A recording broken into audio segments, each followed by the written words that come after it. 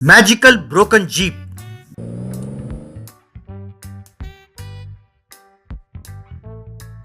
जबलपुरा नाम के गांव के पास एक जंगल था। उस जंगल में एक गुफा था। उस गुफा में कालिया नाम का एक चोर अपने साथियों के साथ रहता था। उसकी पत्नी और उसका बेटा मोटू भी वहीं रहते थे। मोटू जरा बुद्धू था।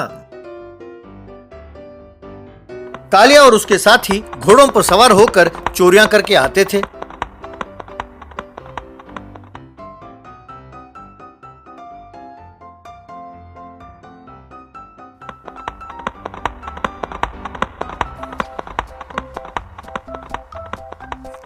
पुलिस उनको पकड़ने की बहुत कोशिश करती थी, पर वे चोर घोड़ों पर सवार होकर वहां से भाग जाते थे।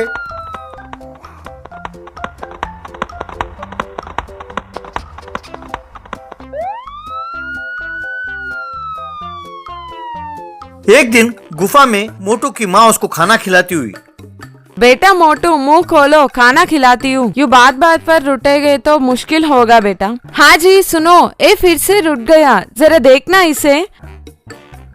डैडी आप मुझे अपने साथ चोरी करने क्यों नहीं ले जाते? मैं रूठ गया हूँ, बस मैं कुछ नहीं खाऊंगा, कह देता हूँ। हाँ अरे बेटे, मैं तुम्हारे हाथ जोड़ता हूँ, खाना खा लो, रूठना बंद करो। अगली बार मैं तुम्हें चोरी करने ले जाऊंगा, ठीक है? कहकर उसे वचन दिया। एक बार जगदीप नाम का एक व्यक्ति जीप में गुफा के पास आया।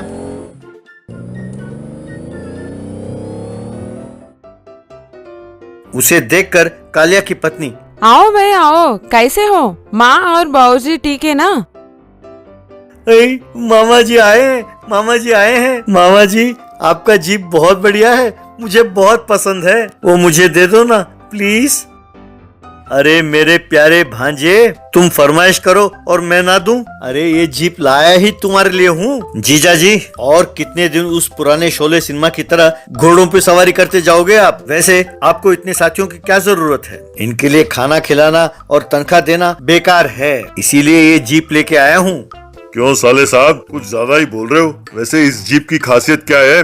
बताता हूँ जीजा जी, जरा ध्यान से सुनिए। ये एक जादुई जीप है, एक साइंटिस्ट से इसे तैयार कराया है। इसे चलाने के लिए ड्राइवर की जरूरत नहीं है। ये हवा में उड़ सकती है और 2 टुकड़ों में बट सकती है। चाहो तो जरा डेमोन्स्ट्रेशन देख लो। इस तरह वो उसमें बैठकर लाल बटन दबाया तो वो जीप हवा में उड़ने लगी। ये देखकर सब हैरान हो गए। फिर उसने उस जीप को उतारा।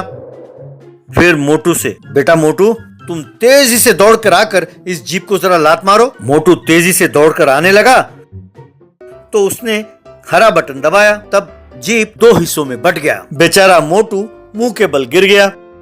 बाद में जीप फिर से जुड़ गया। देखा जीजा जी, इसमें लाल बटन दबाएंगे तो ये हवा में उड़ेगी और हरा बटन दबाएंगे तो 2 हिस्सों में बढ़ जाएगी। यानी आप चोरी करने के बाद लाल बटन दबाकर हवा में उड़ सकते हैं या हरा बटन दबाकर पुलिस को कंफ्यूज कर सकते हैं। बोलो जीजा जी, कैसी लगी आपको ये जीप? तब सब साथियों ने ताली बजाई। अरे तुम लोग क्यों ताली बजा रहे हो? अब तुम लोग अपना बोरिया बिस्तरा बांधो और यहाँ से जाओ।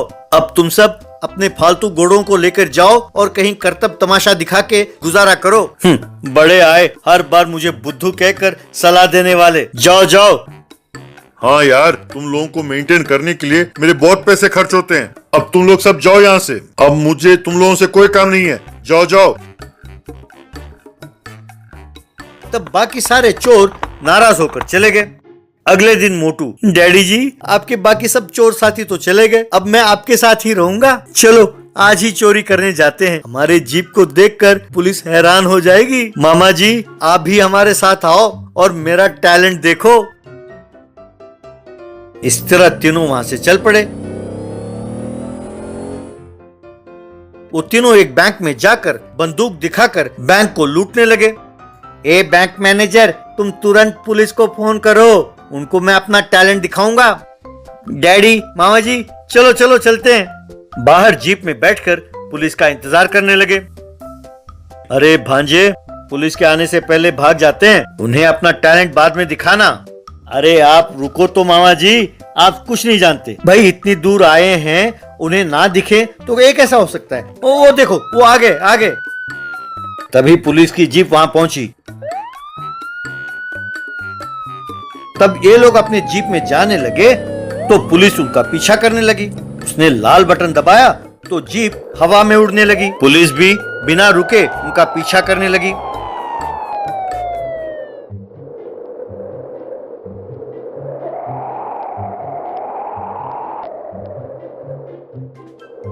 तब उसने जीप को एक पहाड़ के ऊपर रोका। पुलिस नीचे से पहाड़ के ऊपर कैसे चढ़ना है यह सोच रहे थे। ए पुलिस अंकल, ये देखो ऊपर, हम यहाँ हैं। हमारे जीप को हवा में उड़ते हुए देखकर आप हैरान हो गए ना? हमारा ये जादुई जीप है। आओ आओ, ऊपर चढ़ के हमें पकड़ो, कहकर चिल्लाने लगा। अरे बेटा, तुमने जीप यहाँ क्यों रोका? सीधा घर जा सकते थे ना। तुम क्यों पुलिस को उकसा रहे हो बेटा? इतने में पुलिस दौड़ते हुए पहाड़ चढ़ने लगे। अरे भांजे, मेरी बात मानो, चलो चलते हैं। मैं तुम्हारे हाथ जोड़ता हूँ बेटा। वो आ रहे हैं, बहुत नजदीक आ रहे हैं, चलो। अरे ठहरो मामा जी, तुम तो डैडी से भी डरपोक निकले। वो आएंगे तो क्या उखाड़ लेंगे। अरे हम पकड़े जाएंगे तब ना। अरे पुलिस, आओ आओ, जल्दी आओ, तेजी से दौड़ो, हम तुम्हारी प्रतीक्षा कर रहे हैं। आओ आओ आओ, कह के चिल्लाने लगा। इतने में पुलिस उनके नजदीक पहुंची। मोटू ने हड़बड़ी में दोनों बटन एक साथ दबाए। अगले हिस्से में बैठा वो हवा में उड़ गया और पिछले हिस्से में बैठे उसके मामा और पिताजी वहीं रह गए। पुलिस ने दोनों को पकड़कर खूब मारा। अरे वो कहाँ है कि वजह से मेरा पारा चढ़ गया है। तुम्हें पकड़ने से ज्यादा जरूरी उसे पकड़ना है। बाद में मोटू को भी जेल में डालकर खूब पीटा। साहब प्लीज हमें भी एक मौका दीजिए, कहकर उन लोगों ने भी उसे पकड़कर खूब मारा। Giant ring bull jump. गांव किष्किंधा नाम के गांव में बजरंगी नाम का एक 10 साल का लड़का रहता था। एक बार उस लड़के को अपने किताबों में बताए हुए जानवरों को प्रत्यक्ष रूप में देखने की इच्छा हुई। उसने तुरंत अपने 8 साल की बहन को लेकर गांव के पास वाले जंगल में गया। यूं वे दोनों बच्चे जंगल में पंछियों को और हिरणों को देखकर खुश हो रहे थे कि अचानक उनका सामना एक शेर से हुआ। उस शेर को देखकर मुन्नी डर गई। इससे पहले कि वो शेर हमें खा जाए, हमें भाग जाना चाहिए, चलो, कहकर अपने भाई का हाथ पकड़कर वो पास वाले झाड़ियों में भागी। शेर उनका पीछा करते हुए भागता हुआ आया, पर क्योंकि वो बड़े आकार का था इसलिए झाड़ियों के अंदर वो घुस नहीं पाया। ए बच्चों, तुम दोनों ज्यादा देर तक इन कांटों की झाड़ियों में छिप नहीं सकते। तुम दोनों के बाहर आते ही मैं तुम दोनों को खा जाऊंगा। कहते हुए वो शेर झाड़ियों के पास ही बैठ गया। झाड़ियों में छिपे बजरंगी और मुन्नी सहमे हुए थे। तभी उन्हें एक बूढ़े बंदर के कराहने की आवाज सुनाई दी। बच्चे उस ओर देखने लगे। वहां उन्हें एक बूढ़ा बंदर दिखाई दिया जो हिल नहीं पा रहा था और दर्द से कराह रहा था। बच्चों, उस शेर से तुम्हें बचाने के लिए मेरे पास एक उपाय है। बजरंगी, जल्दी बताइए बंदर मामा, हमें घर जाना है। बताता हूँ, पर एक शर्त है। मैं खाने के लिए पेड़ पर नहीं चढ़ सकता। मुझे बहुत भूख लगी है। मेरा भूख मिटाओगे तो मैं तुम्हें उपाय बताऊंगा।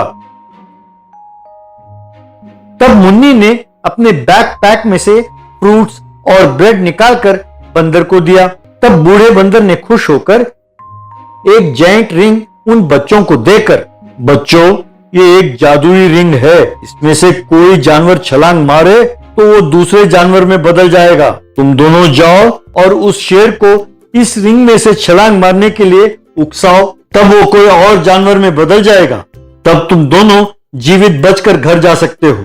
तब बजरंग और मुन्नी उस रिंग को लेकर शेर के सामने गए। वाह, मुझे एकदम बढ़िया नर मांस मिला है, कहकर छलांग मारा। तब बजरंग ने जादुई रिंग को शेर के सामने पकड़कर खड़ा हो गया। तब वो शेर रिंग के अंदर से छलांग मारते ही वो खरगोश में बदल गया। वो खरगोश यूं फुदकता हुआ जा रहा था कि एक रीछ उस खरगोश को पकड़ने के लिए उसका पीछा करने लगा।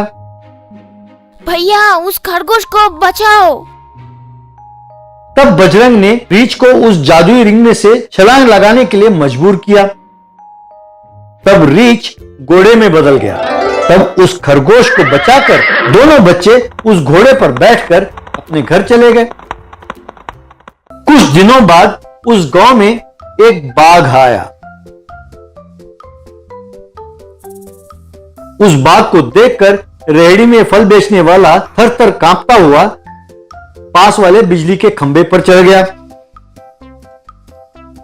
बाकी लोगों में भी भगदड़ मच गई और सब आसपास के सुरक्षित स्थानों में जाकर छिप गए। सब ये सोच रहे थे कि बाघ से अपने आप को कैसे बचाएं। तब उस भीड़ में अपने माँ बाप के साथ आई मुन्नी, गांव वालों, आप उस बाघ से ना डरो, मेरे भाई आपकी रक्षा करेगा। कहकर बजरंगी भाईजान। कहकर जोर से आवाज दी। तब बजरंग अपने हाथ में जादुई छड़ी लेकर उछलता हुआ वहां पहुंचा। बजरंग को रिंग के साथ देखकर, ए बजरंग, ये सर्कस का बाघ नहीं है जिसे तुम रिंग मास्टर की तरह नचाओगे। ये जंगल से आया हुआ बड़ा बाघ है। जाओ जाओ, नहीं तो मारे जाओगे। तब मुन्नी निडर होकर, मुझे मेरे बजरंगी भाईजान पे पूरा विश्वास है, मैं जाके उस बाघ के सामने खड़ी हो जाती हूँ। कहकर मुन्नी बाघ के सामने खड़ी हुई और बाघ आवो, हिम्मत है तो आवो, मुझे खाओ। कहकर उसे पुकारा। ये सुनकर बाघ जोर से गरजता हुआ मुन्नी की ओर छलांग मारा। तब बजरंगी ने अपने हाथ में पकड़े जादुई रिंग को बीच में रखा। वो बाघ उस रिंग में से गुजरते ही एक भैंस के रूप में बदल गया। ये देखकर मुन्नी के माँ बाप और गांव वाले हैरान हो गए। बजरंगी और मुन्नी उस भैंस पर सवार होकर एक चक्कर लगाकर माँ बाप के पास गए। बोलो बजरंगी भाईजान की जय कहकर नारा लगाने लगे।